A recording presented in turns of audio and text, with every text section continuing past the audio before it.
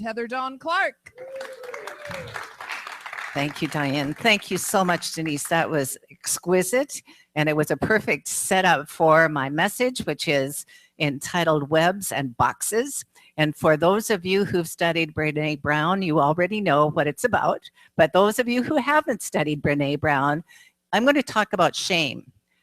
Now, stay where you're seated, because this is an important topic. Don't get all nervous. It's a really good topic because it's a topic that enlivens us and sets us free. And anything that sets us free is good and very good. So the wonderful Reverend Dr. David Alt from Atlanta wrote these notes for today's lesson. And he, of course, is magnificent. And so is the lesson. And so what he starts with is the importance of telling the truth about yourself. Tell the truth, a picture aside, tell the truth. Now, telling the truth has two parts. Telling the truth about your spiritual self. For most of us that have been here for several years, that's getting easier and easier because we know that it's magnificent, it's true, it's great, it's big, it's bold, and it's bigger than we can even possibly imagine, that truth that is spiritual. But telling the truth is also telling the truth about your human story, which is not necessarily as easy. But here's how important it is. What Brené Brown says is, if you want to live a wholehearted life, a joy-filled life, a life that is filled with great good, then you need to be willing to keep your heart open. And keeping your heart open means that you could get hurt. It means that someone might not like what you say or who they see you as being. And so what it requires is that open heart says, yes, it's important enough to me to open my heart because I do want that wholehearted life. And even if telling the truth is going to cost me in some way, what I know is that it's really valuable. Many years ago, I'm going to tell you approximately the year, and you'll figure it out because of the story. Many years ago, I took a personal development course that started on Wednesday night. I was able to do my regular job during the week, Wednesday night, Thursday night, Friday night, all day Saturday, and all day Sunday. And the course started out with this little banner at the top of the front of the room, little banner, maybe 2 inches tall. You could barely read it, said, tell the truth. The next day it was about 8 inches tall.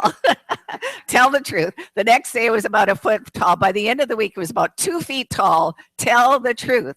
But here's the thing, by learning to trust, to tell the truth, there was such celebration. How much celebration there was on Saturday night, I came out of the course and I was 6 feet tall and bulletproof. I was just feeling so great to be alive, happy. I was connected with all people. And I went out onto the street, Edmonton, Alberta, Canada, went out in the street and everyone's honking their horns and I'm waving at them. They're all celebrating me. Well, actually, they're celebrating the very first Stanley Cup that was ever won in Edmonton. Wayne Gretzky was on our team at that time. So they were really doing that. But I took it for me. And when you're, as well we should, when we see the universe is reflecting back to us that which we are. It doesn't matter what else might be going on in the world, but when we know who we are, and we know that we're greater than any of our mistakes, greater than any of our secrets, greater than any of our past accomplishments or failures, greater than it all, and that the infinite I am within each one of us has never even been tapped. We've never even seen it even in partial, because it's so much bigger than anything. So the very first thing is to be willing to tell the truth. When Reverend Carla and her husband got here, her husband Stephen was telling me a quick story about how this really amazing story about Rob Bell. And I may get it wrong because he didn't have time to tell me the story because I was dashing upstairs. But he said Rob Bell was this minister who had 15,000 people coming to his church. And then he got a divine discontent. And he thought, I don't believe this anymore. I do not believe that Jesus could have been the only Son of God. I don't believe that there's a literal hell and a literal heaven. And he started to talk about that on Sunday, and that 15,000 people went down to 500. 15,000 people. They wanted to hear the old story. They did not want him to reveal his new understanding. And it could be because they weren't ready to reveal a new understanding. He doesn't, for my purposes, the point is all of us are being called to be more authentic, more real, to tell more of our truth than we've ever told before. I've been binging on two things. Brené Brown, whose book where I've been listening to her YouTube since I've been walking, and she's just such a good speaker. She is filled with the awareness that telling the truth, doing this, daring is the only way to be fully involved in your own life. What you withhold holds you back. Only what you're willing to embrace and say yes to frees you. Frees you. So, first part, tell the truth. David Alt has a couple of quotes that I want to, the one from Holmes, I'm not going to read.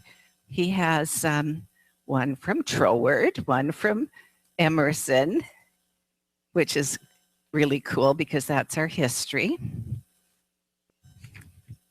And the first one is,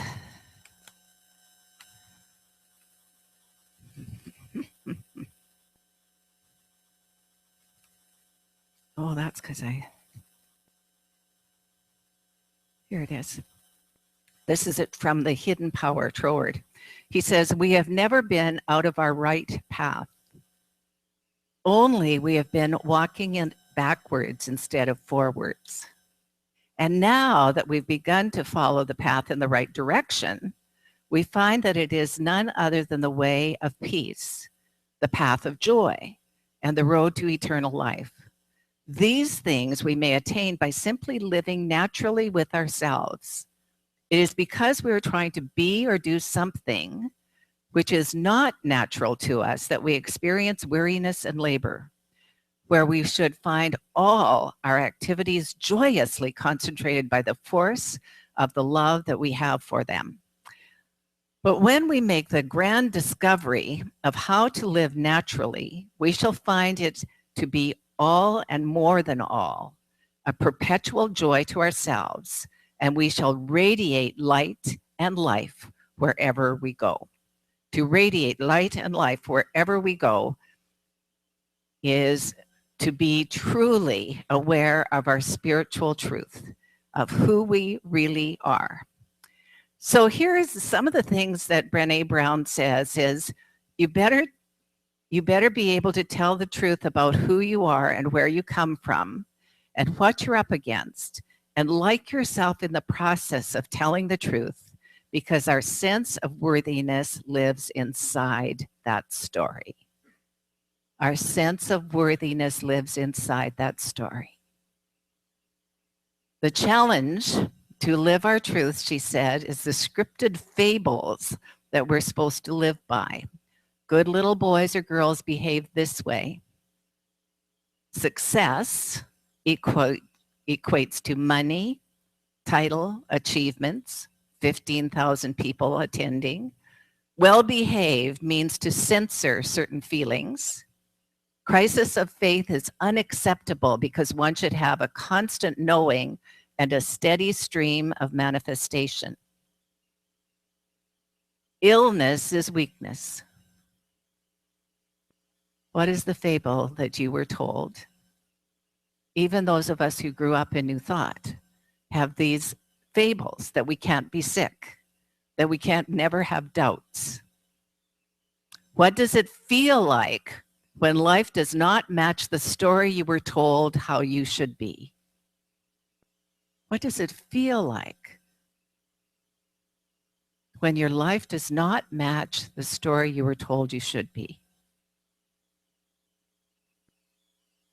I'm going to guess for most of us it feels really lousy and probably a lot of pressure. Who are you afraid of disappointing? And who will hold space for your full story? Who are you afraid of disappointing, and who will hold space for your full story? You know, those who love you will hold space for your full story. And it's right and good to set boundaries, even though I'm very bad at it. No, I think sometimes I need to step out of,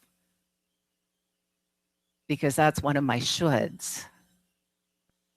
So, okay, so who are you afraid of disappointing? It's probably an old idea. It's probably mommy or daddy. And for many of us, they're no longer even with us. Or it could be a teacher, it could be someone else, but the time is right now to make a truce with yourself. That it's not only okay, but in Denise's song, you're the only you can be. You're the only one that can be uniquely you. So it's about embracing all of it. Warts and wonders, secrets and lies. All of it. To embrace all of it.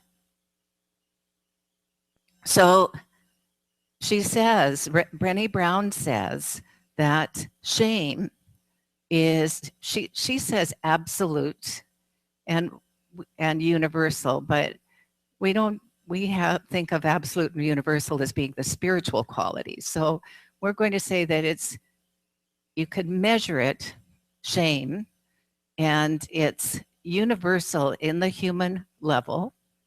Everybody has it. No one wants to talk about it. And the less you talk about it, the more you have it. Let me say that again. Everybody has it. No one wants to talk about it. And the less you talk about it, the more you have. So how important it is to accept. That's part of being human. That's part of your journey, that your unique journey of you, my unique journey of me. It isn't the spiritual truth of you, but as long as you're pushing it away from even being part of your experience, then you're not open to the full amount of joy that's available to you when you accept all of you. The full amount of joy.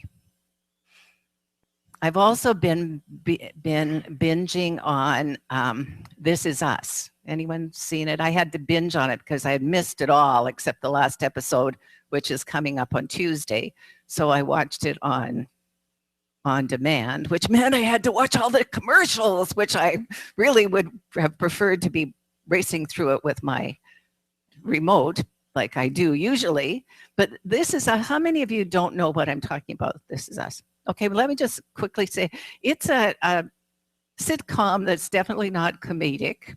It's a story about a young couple who many years ago, madly in love, and it tells their story right up through the birth of their children, and it flashes forward and flashes backwards. So we see a huge amount of their story and their children's stories. And the children, like anyone else, have issues. She was pregnant with triplets, one of the babies dies in childbirth, and they replace that baby with an African American baby who was just left at the hospital that day. And then imagine all of the things that they weren't acknowledging because they expected to have 3 babies. They had 3 babies. But the mother was grieving, the father was grieving, and both of them were in denial about their grief. The little baby, the baby that wasn't in the womb for those, well, it wasn't a full term, but for those months, didn't fit into the family easily because he rejected the mom. And then all the heartache about that. Now, what we can capture in a sitcom is the complexity of human beings, which I think the writers have to be so brilliant to capture it all, to really tell the story so you feel like you know all 6 of those people really well. And you can ask yourself, how well do I know myself? How do I know my motivation?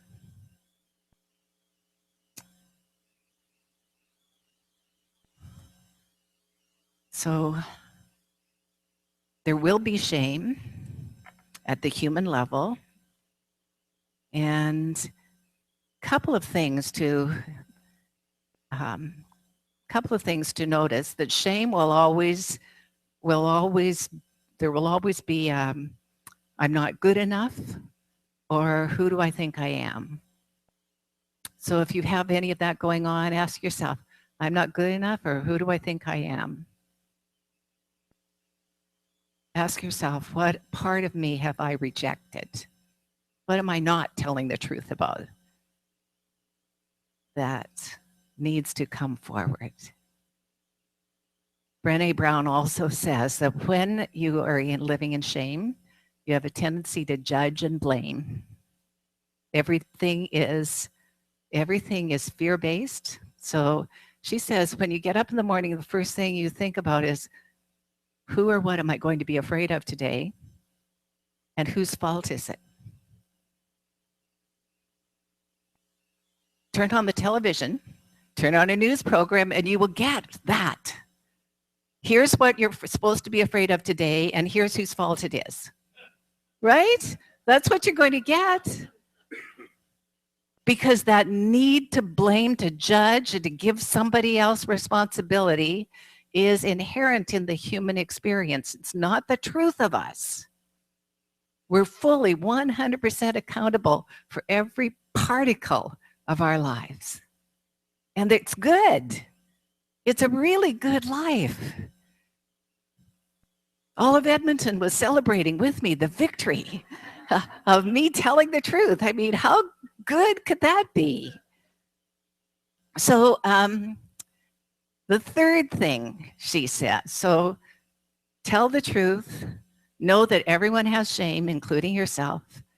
And then the third one is cultivate authenticity. Cultivate authenticity. David quoted something, but he didn't say who this is from, but I love it so much. He says, you are not required to set yourself on fire to keep other people warm. So whoever said it was brilliant. So without being willing to tell our own truth and our own shame and operate from that surface of life. So to live at the depth requires for us to choose authentically and with unwavering value. So I brought my favorite book for authenticity. This is The Velveteen Rabbit. And he says this, he's the toy, and he says, yes, well, what is real? Asked the rabbit one day when they were lying side by side near the nursery fender before Nana came back to tidy the room. Does it mean having things that buzz inside you and stick out handle? The Skin Horse answered, real isn't how you are made. It is a thing that happens to you. When a child loves you for a long, long time, not just to play with, but really loves you, then you become real. Does it hurt? Asked the rabbit. Sometimes, said the Skin Horse, for he was always truthful. When you are real, you don't mind being hurt. Does it happen all at once, like being wound up? He asked her bit by bit. And the Skin Horse replied, you become. It takes a long time. That's why it doesn't happen to people who break easily or have sharp edges or who have to be carefully kept. Generally, by the time you're real, most of your hair has been loved off and your eyes drop out and you get loose in the joints and very shabby. But those things don't matter at all because once you are real, you can't be ugly except to people who don't understand. Once you are real, you can't be ugly except to people who don't understand.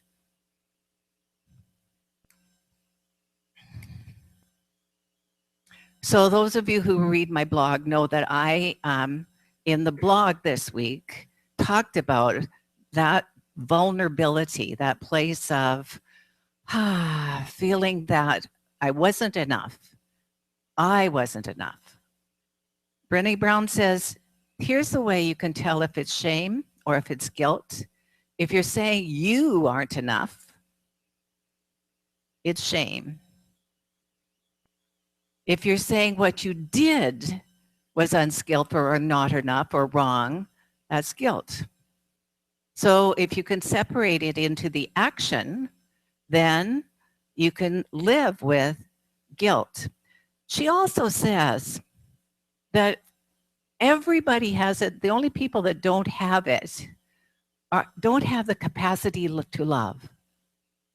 Don't have the capacity to be real, don't have the capacity to connect with others. So it is something that we want to bring more awareness to in our lives and be willing to own what is ours. So what my blog was about was being feeling really badly about the dwindling attendance in our center on Sundays. And I take full responsibility for that. And I actually had a nice lunch with Diane this week and we planned the Easter service, which was great. But part of what I do is I go way black and dark, not just gray, not just shadows. I go into the worst possible thing that could happen. And that's something that I do want to tell you about because it's not true. It's not true. There's so many other things that could come about before the worst possible thing. And maybe, just maybe, by telling the truth, some best possible things can happen. Maybe someone can know that their life matters, that who they are matters, what they say and how they show up in life matters. But the thing is that if you are withholding or judging you, then even when you're sitting in your chair, what you're vibrating, what you're sending out to the rest of the world isn't the real deal. It's not the wholeness of you. It's just partly true. So I'm urging today us, every single one of us, to embrace our wholeness and yes, tell our story, tell it fully. Tell the story about the wonders that we are spiritually and be willing to tell about the pain that you've experienced. Now, where did the title come from? What she says is men and women have different experiences of shame. For women, it's all about doing enough. So shame touches every aspect of beingness because there's an inner judge that says, well, you could have been there on time, you could have got dressed, you could have done this, you could have done that. So one little thing can affect every area of your life. Now, and then she says what men is, it's all about one thing that can be put in a box. And that one thing is usually, can't be seen as weak. She tells a delightful story about having a book signing, and all of her early research was about women. And so she saw this man coming to talk to her, and he said to her, well, what's the research say about men? And she said, well, there isn't any. And he said, that's convenient. And so then she re-examined herself and decided that she really needed to do research on men's shame as well. And that man said to her, my wife and my 4 daughters were standing in line to get your book, and they're willing to be vulnerable, but I know the first time they see me vulnerable, they would rather have me fall on my sword. And there was a knowingness of truth in there, that we hold an impossible standard for women to be perfect, to always look perfect, to have their hair perfectly in place, be the right size, the right shape, to be brilliant and always have the right word. For men to always be strong. It's impossible standard. It's not the truth, and it doesn't free us to be fully human. So this is the morning we can open up. She was saying that the sign language for vulnerability, there's one that's like your knees, Ken, you probably know this, the knees come out. And she said, no, I don't want that vulnerability. He said, the other one is this. When you're opening, you're being revealed. What a great visual image for me. I'm being open to be seen, warts and wonders. I'm coming out of the box. I'm getting off that web, and I'm letting the world see who I am and why I'm here. And so are you. And so it is.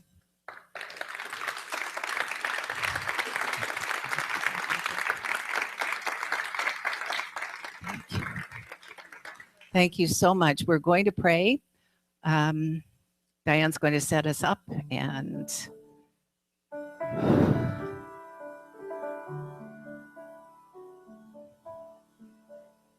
my soul sings out to you, my God. My soul sings out to you.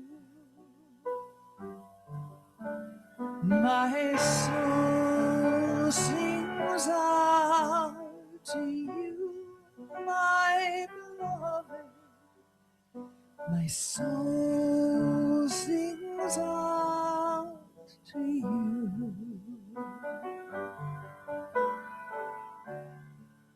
Oh, dearest God, you are my heart. You carry me on your wings. You are in me. You know my heart. My soul sings out to you. My soul sings out to you, my God. My soul sings out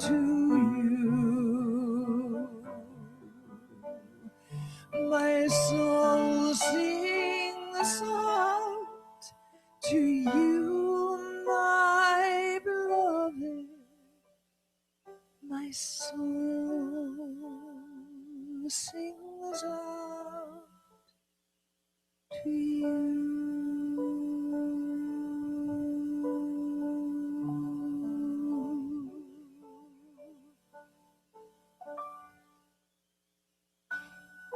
In this holy moment of now, I recognize and know that there's God and absolutely nothing else. That this one, this deity, this presence is all-knowing, is that which is individualizing itself as each one of us. And so that spiritual truth is at the essence of everything.